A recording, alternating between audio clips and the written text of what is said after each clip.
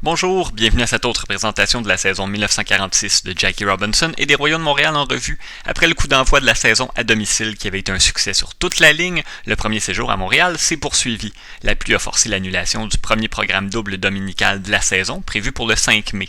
On attendait 25 000 spectateurs ce jour-là. L'organisation prévoyait même installer des partisans sur le gazon du champ extérieur pour répondre à la demande, mais la météo s'en est mêlée. Ça a représenté une perte d'environ 25 000 $ pour l'équipe. Une des raisons qu'on a souvent invoquées pour retarder l'intégration du baseball, c'est que les joueurs noirs ne seraient pas acceptés par leurs coéquipiers, surtout ceux qui venaient du Sud, que les autres joueurs de l'équipe leur feraient la vie dure. On disait même que des joueurs préféraient quitter leur club ou même prendre leur retraite plutôt que de jouer aux côtés d'athlètes noirs. Il n'y a rien eu de tel chez les Royaux au cours de la saison. Ceux qui ont quitté l'équipe ne l'ont pas fait à cause de la présence de Jackie Robinson.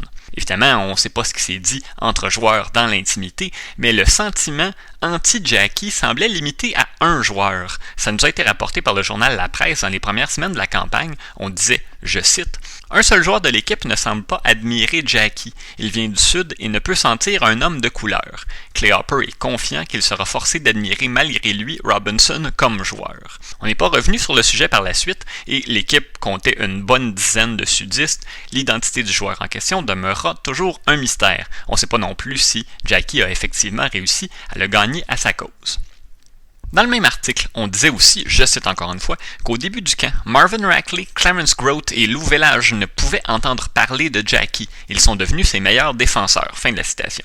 Grote, qui, soit dit en passant, était un Mohawk natif de l'Ontario, qui avait donc probablement été victime de discrimination au cours de sa vie, et Village n'ont joué que brièvement avec l'équipe, 3 et 2 parties respectivement, mais le cas de Rackley est beaucoup plus intéressant. Il a été un des rouages importants des Royaux. Il frappait d'ailleurs premier pendant la majeure partie de la saison, donc tout juste avant Jackie dans l'ordre des frappeurs. Et je vais vous inviter à jeter un coup d'œil à la photo que vous voyez en ce moment à l'écran. C'est la photo de la fameuse poignée de main entre Robinson et George Shuba suite au circuit de Jackie lors du premier match de la saison. Cette poignée de main est restée célèbre et avec raison, mais le numéro 6 que vous voyez à droite, c'est Marvin Rackley. Il a l'air d'attendre. Est-ce qu'il attendait pour serrer la main à Robinson à son tour? L'histoire n'a pas retenu cette donnée-là. Personne nous a dit, est-ce que Jackie a été félicité par d'autres de ses coéquipiers et comment? Pas un mot là-dessus. Rackley a peut-être bien été le deuxième à lui serrer la pince. On se souvient rarement des deuxièmes, c'est vrai, mais dans ce cas-ci, ça aurait été intéressant de savoir, surtout dans le contexte où on nous dit que Rackley ne pouvait entendre parler de Jackie au début du camp et il était peut-être prêt à fraterniser publiquement avec lui et ce, dès le premier match de la saison.